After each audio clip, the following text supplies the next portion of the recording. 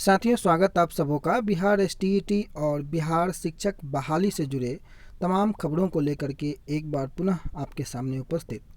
आप सबों को वीडियो शुरू करने से पहले इस बात से अवगत करा दें कि इस वीडियो के दो मुख्य रूप से पार्ट होंगे। पहले पार्ट में हम लोग एसटीईटी 2019 को लेकर के कुछ बातें करेंगे और दूसरा जो सब टॉपिक होगा वो आज के अखबारों में प्रकाशित की गई शिक्षा जगत से जुड़ी हुई और शिक्षक बहाली से जुड़ी हुई तमाम खबरों को लेकर के बातें होंगी। वीडियो शुरू करने से पहले आपसे रिक्वेस्ट एक और होगा कि आप चैनल पर नए हैं तो सब्सक्राइब जरूर करें। साथ ही साथ जो लोग टेलीग्राम के साथ नहीं जुड़े हैं, लेट्स ग्रो विथ रणधीर जो टेलीग्राम चैनल है, आप लोग उस पर ज़रूर जुड़े, क्योंकि आने वाले दिनों में कई महत्वपूर्ण जो कदम है वो एसटीईटी 2019 की बहाली को लेकर के आप लोगों के साथ मिलके जो बातें हैं वो की जाएंगी और हर एक जिला वाइज जो इकाई हैं उन इकाइयों में भी जो है अपनी बातों को अब रखने की जो पहल है वो इस चैनल के माध्यम से शुरू की जा रही है। अंदर खाने सारी चीज़ों जिस प्रकार से आप लोगों तक पहुंचती है उसमें कई अहम योगदान जो होता है कई लोगों का, उन लोगों को कई खास जिम्मेवारियों के साथ कुछ आगे की जो रणनीति है उस पर चर्चाएं टेलीग्राम चैनल पर आने वाले समय में की जाएंगी, क्योंकि जिस प्रकार से सरकार बहाली को ठंडे बस्ते में रखने का प्रयास करती है और अगर आप और हम थोड़े से भी अगर इस पे लापरवाह हुए तो एसटीईटी 2019 की बहाली वर्षों वर्षों तक रुक सकती है। ऐसा मैंने कई बार आपको कहा है। कई साथी रिजल्ट को लेकर के लगातार बात करते हैं। कल भी मैंने टेलीग्राम पर इस चीज़ों को बताया था कि अब जो है आप रिज़ल्ट के साथ साथ ज्वाइनिंग की भी बातें करें। सही है कि जब तक रिज़ल्ट नहीं तब तक ज्वाइनिंग नहीं, यह भी सही है कि जब तक छठे चरण की बहाली नहीं तब तक सातवें चरण की बहाली नहीं, लेकिन अपनी बातों को उठाने में कहीं से भी कोई हर्ज नहीं है।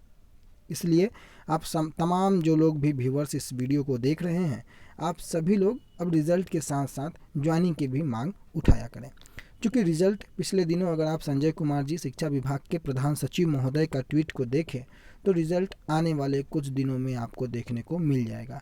इन्होंने स्पष्ट रूप से उस ट्वीट में बताया था कि कुछ तकनीकी कारणों के कारण रिज़ल्ट जो है वो डिले है और आने वाले सप्ताह में इसे दूर करके रिज़ल्ट को प्रकाशित कर दिया जाएगा।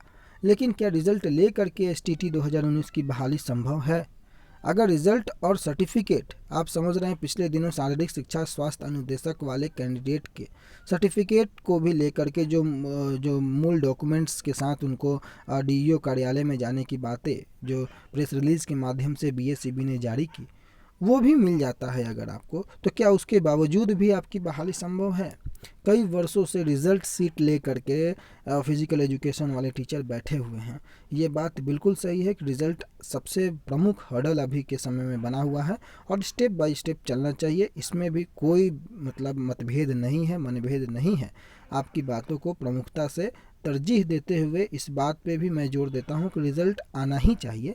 लेकिन दोस्तों, कहीं ना कहीं अब आप समझ सकते हैं कि 2 साल बीतने वाले हैं और अगर आप थोड़े से अगर एक्टिव नहीं रहें पहले से ज़्यादा तो कहीं ना कहीं रिज़ल्ट आने के बाद पुनः आपको एक शांत माहौल देखने को मिल सकता है। मामला अब आप देख रहे हैं कि 94,000 और छठे चरण की स्थितियां जो थी वो एक हफ्ते से शुरू होते होते अब नवंबर तक यानी कि दीपावली तक चली गई है। इस प्रकार से अगर हम उम्मीद में रहें कि सरकार कुछ पहल हमारे लिए करेगी तो कहीं ना कहीं आप यह मान लें कि 15 अगस्त तो छोड़िए, 15 अगस्त तो मुमकिन ही नहीं है, 26 जनवरी के भी झंडोत्तोलन में एसटीईटी 2019 वाले शामिल नहीं हो पाएंगे। तो अपने लिए कोशिशें आपको स्वयं करनी है। आपको भी पता है कि 94,000 शिक्षकों की बात हो या छठे चरण के शिक्षकों की बात हो, आपके और सभी के सहयोग से सरकार पे इतना प्रेशर पड़ा तब जाकर के इनकी बहाली पे जो स्पष्ट दिशा निर्देश है वो देखने को मिला। यह भी बात बिल्कुल सही है कि 94,000 के शिक्षक हो या आपको एसटीईटी के छठे चरण के शिक्षक हो, इनकी बहाली आने वाले 2 से 3 महीने में बिल्कुल हो जाएगी। इनकी बहाली में अब कोई बाधा नहीं है। लेकिन एसटीईटी 2019 के जो क्वालिफाई कैंडिडेट हैं जो आज के समय में काफ़ी ज़्यादा एक्टिव भी रहते हैं और आज के समय में काफ़ी ज़्यादा जो है वो जॉब को लेकर के इनसिक्योर भी रहते हैं, तो इन कैंडिडेटों के लिए एक सुझाव यही होगा कि आप पहले से ज़्यादा एक्टिव रहें, क्योंकि अगर आप अपनी आवाज़ों को उठाना बंद कर देंगे तो कोई भी बिहार प्रदेश में आपकी आवाज़ को उठाना नहीं चाहेगा। उम्मीद होगा कि संजय कुमार जी के ट्वीट के अकॉर्डिंग आने वाले रविवार सोमवार तक जो है वो आपको रिजल्ट देखने को मिल जाएगा।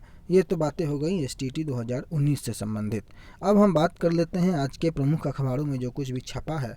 चूँकि बहाली की दिशा में ठोस कदम नहीं उठा रही है सरकार और बिहार के माध्यमिक उच्च माध्यमिक स्कूलों में 37,000 से अधिक पदों के लिए आयोजित जो एसटीईटी की परीक्षा थी उसमें जो लोग क्वालिफाई हुए हैं वो लोग सोशल मीडिया ट्विटर के माध्यम से रविवार को भी जो लगातार सरकार और बीएसबी के समक्ष अपने 3 विषयों के रिजल्ट को लेकर के मांगों को रखा। लेकिन उसके बावजूद भी अभी तक आज के समय तक जो है हाथ छात्रों का खाली है। बिहार में एसटीईटी का आयोजन सितंबर 2019 के नोटिफिकेशन के साथ होता है और उसके बाद 28 जनवरी को एग्जामिनेशन ऑफलाइन मोड में कराई जाती है। उसके बाद उस एग्जामिनेशन को कैंसिल करने के बाद उस भरे कोरोना काल में ऑनलाइन मोड से एग्जामिनेशन देने के बाद भी छात्र कई केस से गुजरते हुए आज भी रिजल्ट के लिए बेताब हैं। ऐसी परिस्थिति में बीएसईबी और शिक्षा विभाग को यह सोचना चाहिए कि 2 वर्षों का लगभग अंतराल बीतने के बाद भी शिक्षक बहाली पूरी नहीं हो पाई है। मैं एसटीईटी 2019 की बात कर रहा हूँ। इसके अलावे अगर हम बात करें तो आज के अखबारों में जो है 90,000 शिक्षकों के नाम जो हैं 1-2 दिनों में वेब पोर्टल पर अपलोड होने की बातें कही गई हैं। इस खबर को दिखाने से पहले कल के एक खबर से मैं आपको रूबरू करवा दूं कि एक ही अभ्यर्थी के रोल नंबर पर अलग अलग जिलों में नौकरी लेने की भी बातें कल प्रकाशित की गई थी। साथ ही साथ 2.5 लाख से अधिक फर्जी शिक्षकों की भी बातें कल प्रकाशित की गई थी। अब आपको पता है कि 2017 मार्च में कई फर्जी शिक्षक पकड़ में आए थे, लगभग 160 की संख्या में, और इनमें से कई शिक्षक ऐसे थे जिनके नाम और उनके पास के जो रोल नंबर थे वो सर्टिफिकेट में एक ही थे और 2 अलग अलग विद्यालयों में वो कार्यरत थे। जांच के बाद जब ये सही पाया गया तो उन पर कार्रवाई भी की गई। तो 2011 में फेल को पास करने का जो खेल हुआ और पास को फेल करने का जो नाटक हुआ, इसके कारण टीईटी के एक सर्टिफिकेट पर 11 लोग जो है वो शिक्षक बने पड़े हैं, ऐसी खबरें कल प्रकाशित हुई थी। और इसी को लेकर के इसी के मद्देनज़र 90,000 शिक्षकों के नाम 1-2 दिनों में वेब पोर्टल पर अपलोड होने की बातें कही जा रही हैं। पिछले कई महीनों से जो है लगभग प्राथमिक शिक्षा निदेशक के माध्यम से हो, अपर मुख्य सचिव के माध्यम से हो, कई बार पत्रों के माध्यम से इन बातों को उठाया गया है। ऑफिशियल लेटर शिक्षा विभाग की तरफ से जारी किया गया है और आज भी करीब 90,000 से अधिक शिक्षकों के नाम जिला शिक्षा पदाधिकारियों ने उपलब्ध कराए हैं, जिनमें अब दस्तावेज ऑनलाइन जमा कराए जाने हैं और इस मामले में सभी शिक्षकों के नाम वेब पोर्टल पर जल्दी ही अपलोड कर दिए जाएंगे और उसके बाद उन शिक्षकों से ऑनलाइन दस्तावेज जमा कराने का मौका दिया जाएगा, ऐसा संजय कुमार अपर मुख्य सचिव शिक्षा विभाग का कहना है। इसमें अगर आप देखें अंदर में तो निगरानी जांच के दायरे में फंसे लगभग 93,000 से अधिक शिक्षकों में से 90,000 शिक्षकों के नाम शिक्षा विभाग को हासिल हो चुके हैं और जिला शिक्षा अधिकारियों ने इसकी जानकारी शिक्षा विभाग के बताए माध्यम से साझा की है। आधिकारिक सूत्रों के मुताबिक मंगलवार को विशेष रूप से डेवलप किए गए जो वेब पोर्टल है उस पर इन शिक्षकों के नाम अपलोड कर दिए जाएंगे और जिला शिक्षा पदाधिकारियों ने उन 90,000 शिक्षकों के नाम विभाग को सौंप दिए हैं, जिनके शैक्षणिक और प्रशिक्षण संबंधी प्रमाण पत्र नियोजन इकाइयों की तरफ से मिसिंग बताए गए थे। अब इनके बाद जो 90,000 से अधिक नियोजित शिक्षकों को अपने शैक्षणिक और प्रशिक्षण संबंधी जो दस्तावेज हैं उसे इसी वेब पोर्टल पर अपलोड करने होंगे और इन अपलोड दस्तावेजों की जांच निगरानी विभाग करेगा। इधर शिक्षा विभाग ने जिला शिक्षा अधिकारियों से कहा कि बाकी 3,000 जो शिक्षकों के नाम छूट गए हैं उन्होंने नियोजन इकाइयों को अपने शैक्षणिक एवं प्रशिक्षण संबंधी दस्तावेज जमा नहीं कराए हैं।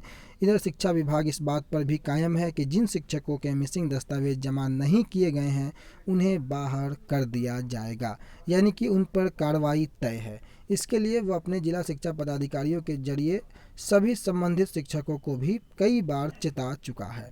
अब उल्लेखनीय है कि हाईकोर्ट के जो आदेश पर 2006 से 2015 के दरमियान चयनित शिक्षकों के जो दस्तावेजों की जांच की जानी है उनमें करीब 3 लाख शिक्षक जांच के दायरे में आए हैं और इनमें 2 लाख से अधिक शिक्षकों के दस्तावेजों की जांच निगरानी विभाग कर रहा है। शेष करीब 93,000 शिक्षकों के दस्तावेज नियोजन इकाइयों ने निगरानी को नहीं सौंपे थे और नियोजन इकाइयों का कहना था कि इन शिक्षकों के दस्तावेज खो गए हैं, जबकि जांच एजेंसियों का मानना है कि इन दस्तावेजों में काफ़ी दस्तावेज जो थे वो छट सकते थे और यदा कदा कई बार ऐसी परिस्थितियां भी बनी जिनके कारण इन शिक्षकों के दस्तावेज अपलोड नहीं हो पाए। अब शिक्षकों पर जिम्मेवारी है कि खुद दस्तावेज को अपलोड शिक्षा विभाग के वेब पोर्टल पर करें, अदरवाइज उन पर कार्रवाई होनी तय है। अगले वीडियो में हम लोग कई महत्वपूर्ण मुद्दों को लेकर के पुनः एक बार हाजिर होंगे। तब तक के लिए अपना बहुत ख्याल रखेंगे और अभी के लिए बस इतना ही। धन्यवाद।